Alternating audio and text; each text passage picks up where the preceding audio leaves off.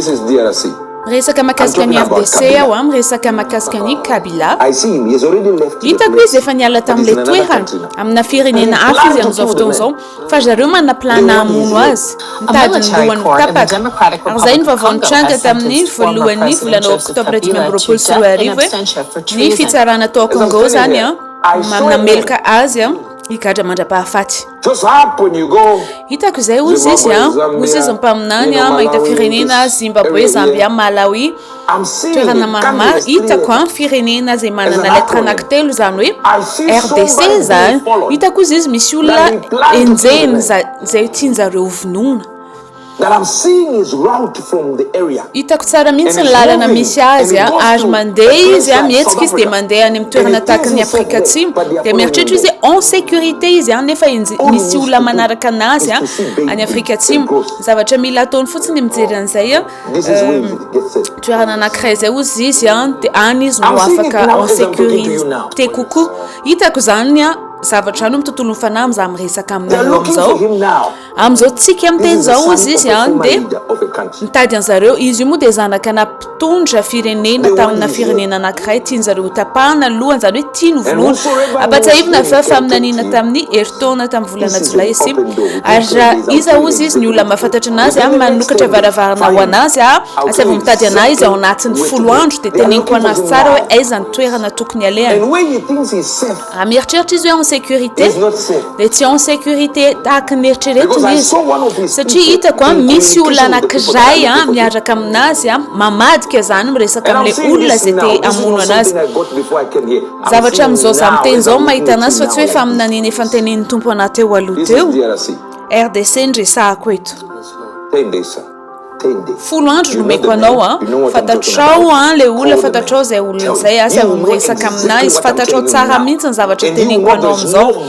ary fantatrao fa tsisy olona ao amina vondrona politika mahafantatra an'izany fantatrao tsara mihitsy zany mivavao azy mba arovan'Andriamanitra ny lalana any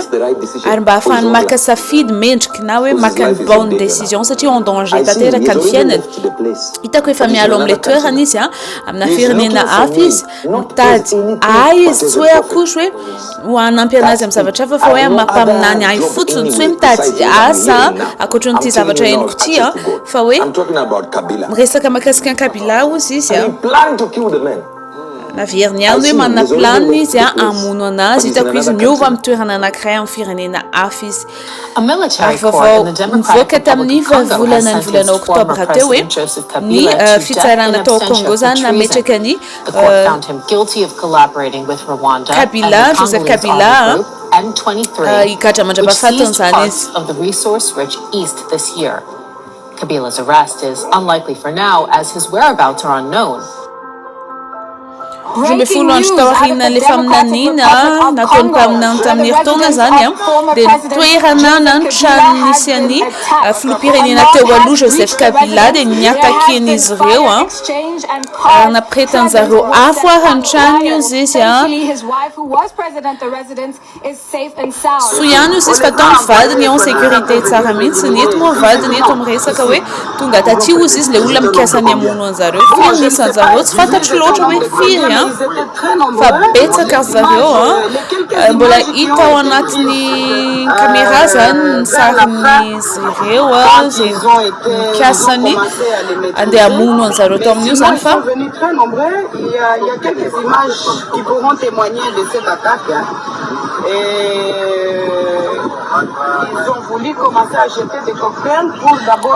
seka nanatsipy cocktail molotov aloha izy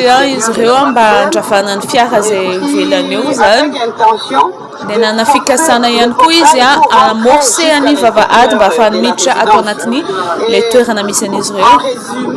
Raha fitiniko ny zavatra afaka ambarako dia izao zavatra rehetra izao dia vokatry ny tsy fanarahana ny sécurité ao amin'ilay tanàna zany. Joseph Kabila moa teo aloha teo izy